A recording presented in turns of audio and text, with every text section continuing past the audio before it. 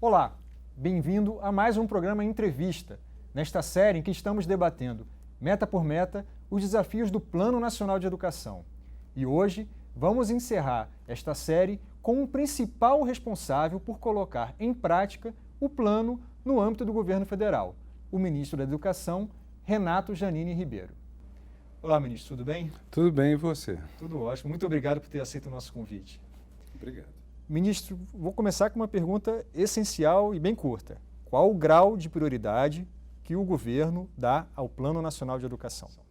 Total. A presidência tem sempre insistido que um dos compromissos vitais do Brasil hoje, do governo dela, no caso, é com a educação. Agora, além de ser um compromisso de governo, essa é uma política de Estado, porque ela foi votada no Congresso com uma maioria esmagadora, ela foi sancionada pela Presidência da República sem nenhum veto e ela emana de discussões que teve no país todo. Quer dizer, eu diria que é uma política que congrega Estado, União e municípios, mas mais que isso, é uma política que vem da sociedade. E acho que o grande ator que a gente tem que sempre frisar é a sociedade.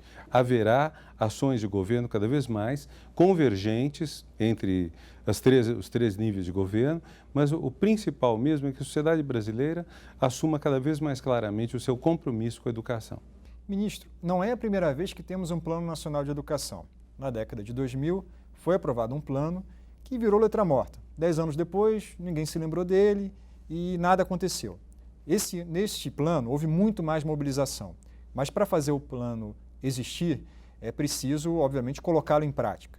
Como que o MEC tem se preparado, se estruturado para monitorar e fazer as políticas públicas necessárias para que cada uma das metas seja atingida? Olha, o MEC tem uma secretaria especialmente voltada para a articulação com estados e municípios. Essa secretaria está trabalhando diretamente com governadores e prefeitos e respectivos secretários de educação para ver o que é parte de cada um deles. Por exemplo, em junho de 2015, tem que se completar a votação e sanção dos projetos, dos planos municipais e estaduais de educação. Isso não é uma data no sentido de que tem que estar pronto de qualquer forma, senão o prefeito, o governador será punido. O importante é que seja decorrência de uma mobilização. Por isso o MEC está insistindo muito em fornecer instrumentos, material para discussão, conversar com os outros atores, fazer reuniões para que todos eles se envolvam, porque esse é um plano nacional, não é um plano federal. Essa é uma grande diferença. Então, ele exige que todo mundo se articule. Ministro, a primeira meta do PNE trata da questão da educação infantil. E aí, pensando no contexto da pátria educadora, ou seja, que não é só o Ministério da Educação que vai executar esse plano. E na educação infantil, a gente tem a questão do acesso às creches, mas tem também o próprio atendimento. Enfim, a criança precisa estar bem alimentada, com os seus direitos de saúde assegurados. Como que está sendo a articulação no âmbito do governo federal com outros ministérios para colocar de pé não só o PNE, mas também esse mesmo conceito da pátria educadora? No caso das creches e escolas para a idade de 4, 5 anos, nós estamos fazendo um trabalho grande para conseguir as metas. A meta de 4 e 5 anos é muito ambiciosa. No ano de 2016, nós precisamos que todas as crianças dessa faixa tenham escola, pré-escola, no caso, disponível para elas. No caso da creche, para os menores dessa idade, a meta é menos ambiciosa, até porque 85% dos 4 e 5 anos já tem pré-escola. E, no caso das creches, é um número muito menor, tanto que a meta até 2024 é de 50%. Como nós vamos fazer isso? Você tem que envolver todos os atores, tem que envolver no governo saúde, desenvolvimento social, mas você também tem que levar em conta que a operação das creches, muitas vezes a construção delas, é estadual ou municipal. Quer dizer, é o caso típico em que o MEC tem um trabalho de monitoramento, de indução, de proposta, mas o MEC não é quem vai manejar as creches, dirigi-las depois. Então, nós temos uma oportunidade única para falar dessa articulação, de desenvolver uma cultura de cooperação, que no Brasil às vezes é substituída pela cultura de conflito ou de terceirização da culpa. Quem errou foi fulano. Nessa situação, nós estamos mais ou menos condenados, no bom sentido do termo, ou nos entendemos. Dentro do governo federal é mais fácil, mas entre o governo federal, estados e municípios sempre é mais difícil, porque são governos diferentes. Ou nos entendemos ou não vamos conseguir avançar. Ministro, está claramente no PNE uma intenção, e não apenas em metas específicas, mas em quase todas as estratégias do plano, tem uma preocupação com a desigualdade. Há muitas metas quantitativas, de metas de acesso que o plano tem, e é fácil conseguir, ou seria mais fácil conseguir essas metas de acesso sem se preocupar com a desigualdade. Mas não, está muito claro no PNE que a preocupação é com a desigualdade. Como que o Ministério da Educação tem trabalhado para garantir não apenas o alcance dessas metas em geral, mas que aconteça com redução da desigualdade num país profundamente marcado por elas? A desigualdade é um traço que marca a história do Brasil profundamente e continua presente. Quer dizer, desde alguns anos nós temos políticas sistemáticas de combate à desigualdade. Uma das grandes mudanças que nós temos desde mais ou menos 2000 é que hoje ninguém concorre a um cargo executivo no Brasil, seja presidente, prefeito, governador, sem ter um compromisso com a redução da desigualdade, como, por exemplo, um programa de inclusão social. Essa é uma mudança notável que nós temos há poucos anos. Até um tempo atrás, esse era um assunto que podia ficar até no segundo plano. Hoje é prioritário.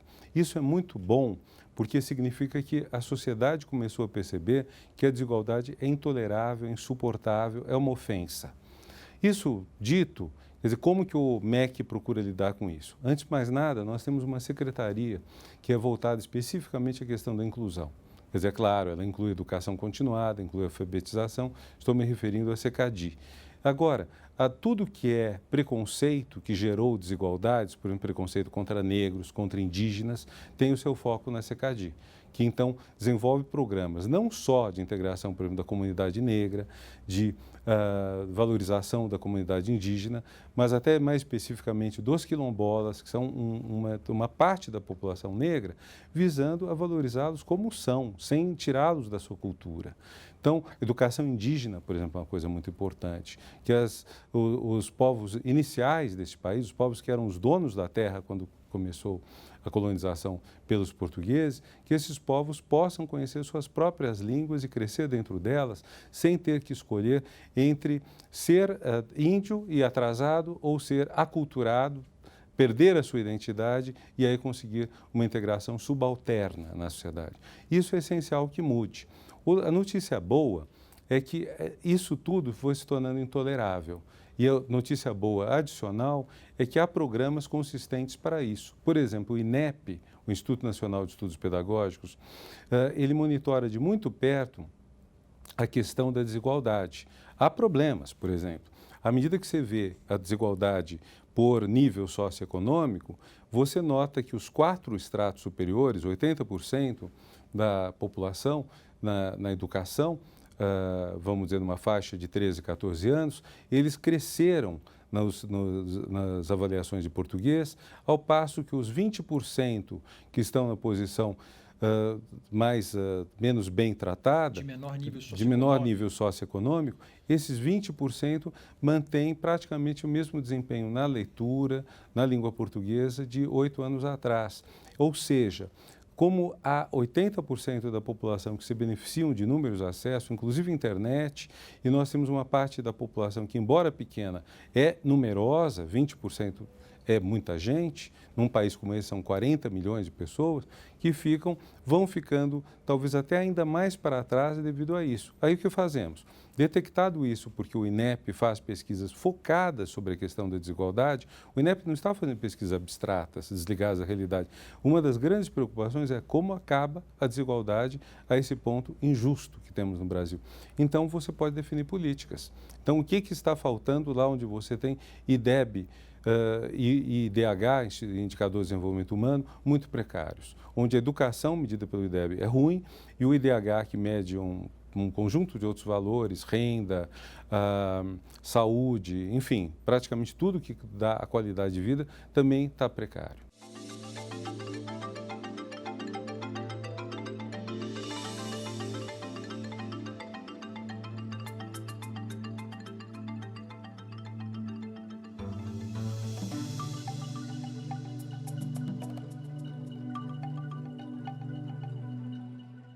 Ministro, o plano, também na questão da desigualdade, e pensando também fica muito claro no plano a intenção dele em tratar a aprendizagem como um direito. A gente já está consolidado no Brasil, por diversas leis, a questão do acesso como direito, assim, óbvio que na prática ainda precisa muito avançar, mas o plano trata também que há um direito de aprendizagem, não só de estar na escola, mas de aprender. E para isso é essencial ter uma discussão do que se espera que os alunos aprendam. Por isso a discussão da base curricular comum, que está numa das estratégias do Plano Nacional de Educação.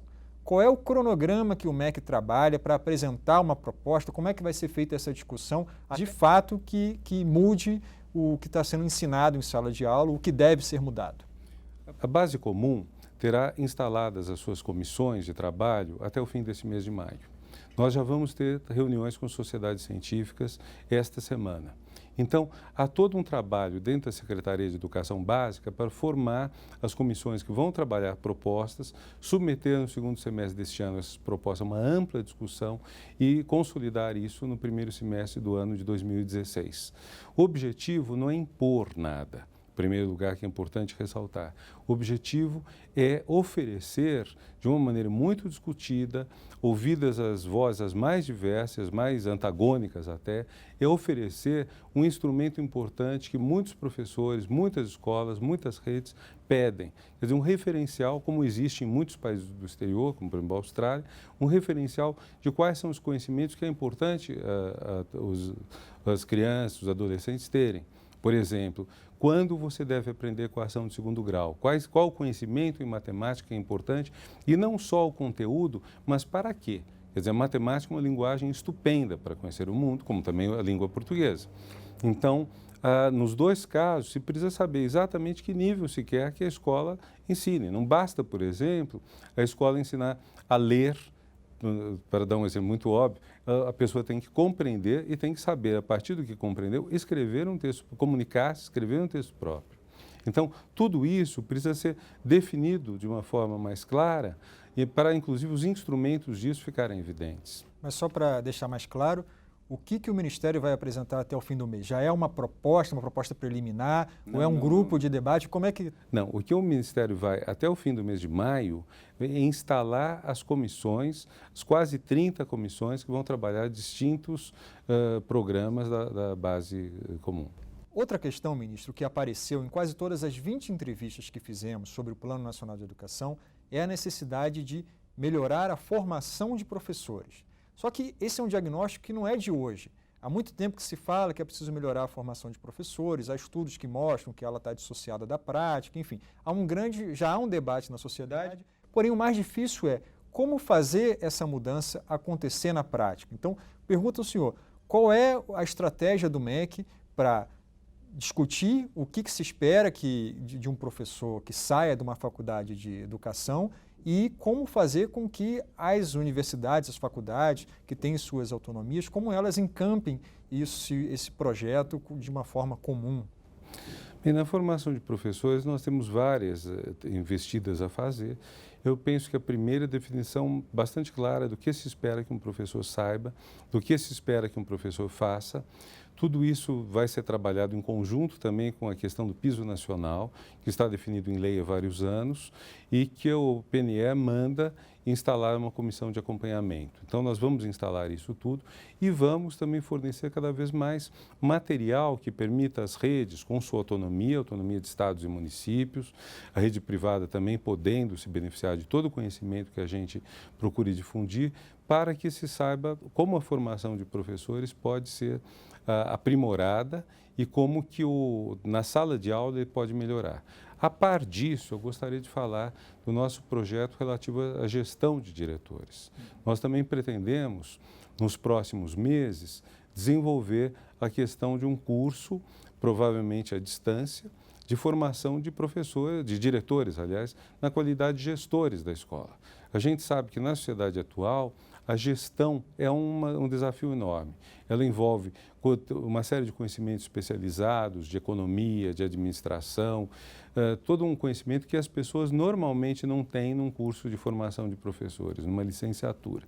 Então, é preciso a gente ter tudo isso de uma forma que favoreça os interessados, sejam os que desejam ser diretores de escola, sejam aqueles que estão formando diretores de escola, também de uma forma livre. Quer dizer, quem quiser aderir, adere a isso. Mas nós pretendemos instalar, logo que possível, um curso nessas bases que também há de melhorar a gestão, no caso, há de melhorar a gestão da escola e, portanto, o objetivo de tudo isso é fazer com que o aluno possa aprender mais e melhor. Esse curso para diretores seria para diretores já em atuação, para novos diretores? Já tem isso definido ou está em discussão ainda? Há muitos modelos possíveis.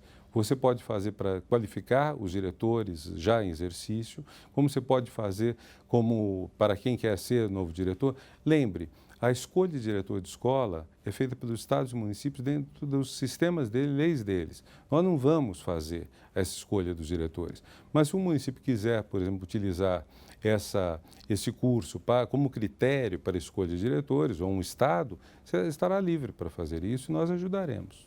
Ministro, há grande entusiasmo com o Plano Nacional de Educação, tudo muito bem, muito bom, porém há a questão dos recursos. É preciso dinheiro para implementar isso e a meta é bastante ousada, é das metas mais polêmicas, mais criticadas por um setor da sociedade, que é chegar ao fim do plano gastando até 10% do PIB em educação. Hoje a gente está no patamar de 6,6%. Houve um aumento em relação a 10 anos antes, que era 4,6%. Então já houve um aumento significativo nos recursos, mas a gente quer mais. No curto horizonte, a gente está, no Brasil, num cenário econômico muito complicado. Mas pensando num horizonte maior, o senhor acha que é viável essa ampliação até 10% do PIB? O governo, pelo menos no horizonte dele atual, desse mandato, está comprometido em continuar essa trajetória? O lado bom é que em cerca de 10 anos nós passamos justamente de 4,6% para 6,6% do PIB, o que são 2% lineares, mas dá cerca de 40% sobre o que tínhamos. Ou seja, o Brasil aumentou 40% que dedicava ao PIB. O que dedicava do PIB à educação. 6,6 para 10 pode parecer muito, e de fato é muito, mas vai ser metade do que nós dedicamos hoje, mais 3,4%, que é praticamente metade de 6,6%. Então, é um esforço que é possível a sociedade brasileira ter. Veja, não estou falando do Estado, porque uma dedicação do PIB a esse ponto, decidida pela sociedade, né, nas discussões que precederam o plano, na votação do plano e na sanção do plano, um esforço desse tem que emanar da sociedade. Agora, isso é possível. Nós podemos chegar sem dificuldade a 7% nos próximos anos, ainda neste mandato presidencial, dado que já avançamos tanto e que a exigência para os próximos anos é chegar a 7%. Vai ser mais difícil, sim, chegar a 10%.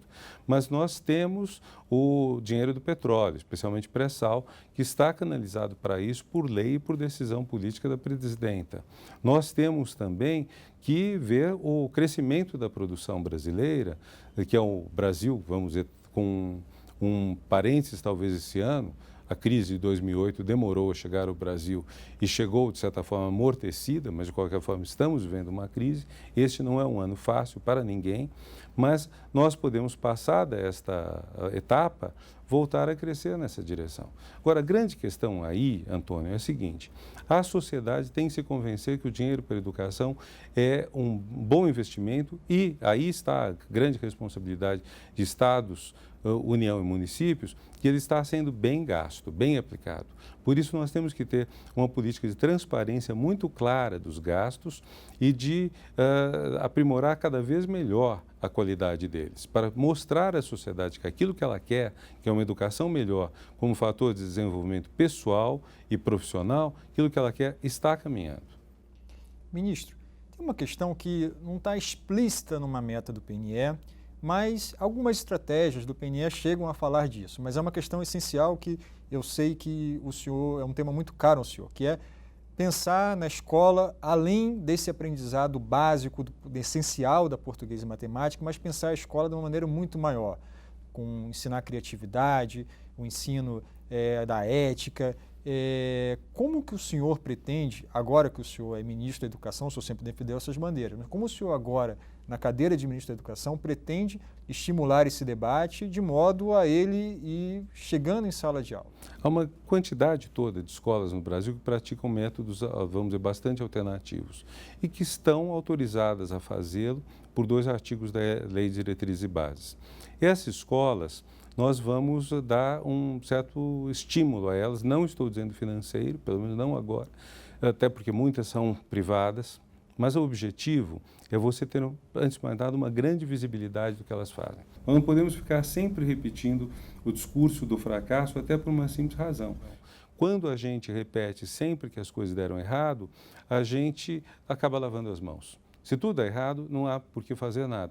Quando a gente tem experiências bem-sucedidas de criatividade em escolas particulares e inclusive públicas, a gente pode dar mais visibilidade a isso e mostrar o êxito que essas iniciativas representam numa formação mais integral do aluno, que não vai apenas aprender português e matemática, que hoje são os dois focos principais de quem quer reformar o ensino, mas que vai, sobretudo, ser um ser humano mais completo, mais rico, mais complexo.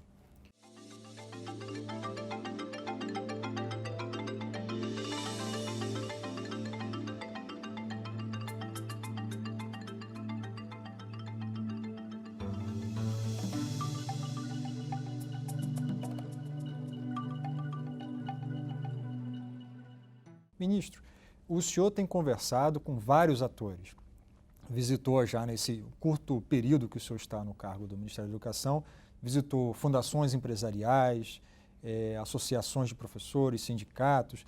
Qual é o papel, como construir esse diálogo, já que muitas vezes o senhor também é criticado porque está conversando com fundações e, enfim, como é que na cadeira de ministro o senhor consegue articular esse debate de modo a que todos se unam realmente em prol da melhoria da educação? Olha, uma vez terminada a eleição, a presidenta ou o presidente é presidente de todos os brasileiros. Quer dizer, não existe mais um lado ou outro. Tem que governar para todos. Tem que dialogar com todos. Os ministros também têm que dialogar com todos os atores relevantes. E com todos os atores relevantes eu tenho aprendido coisas, tenho ouvido coisas interessantes. Então, há focos importantes daqueles que estão mais focados numa visão social da educação, pensando mais, talvez, vamos dizer, em como se valoriza o profissional salarialmente, o que é absolutamente necessário, e há um foco também importante naqueles que pensam em metodologia, como se aprimora a metodologia para conseguir um ensino mais bem-sucedido, mais prazeroso, mais educativo, em suma. Eu não vejo, do meu ponto de vista, conflito entre as posições. Eu acho que elas se somam. E cabe ao ministro tentar, sempre que possível, fazer que esforços sejam convergentes, porque senão nós vamos ter pessoas brigando entre si em vez de estarem lutando juntas, porque a meta é a mesma, é a educação.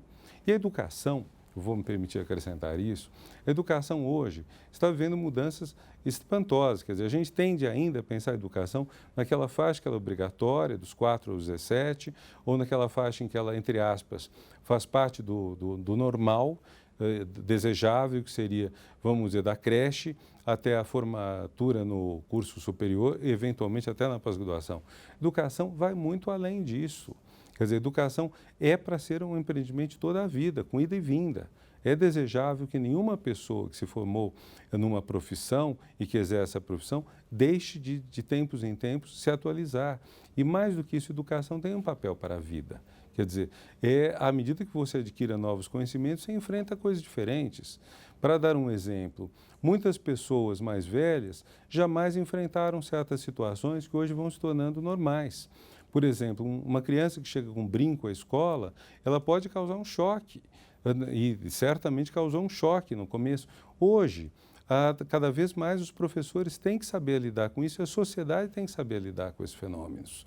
Não estou defendendo nem atacando o uso de brinco por quem quer que seja, homem ou mulher, mas apenas estou dizendo, é uma sociedade complexa em que todos nós, mesmo como cidadãos apenas, sem nenhum compromisso profissional, precisamos, como se diz, abrir a cabeça.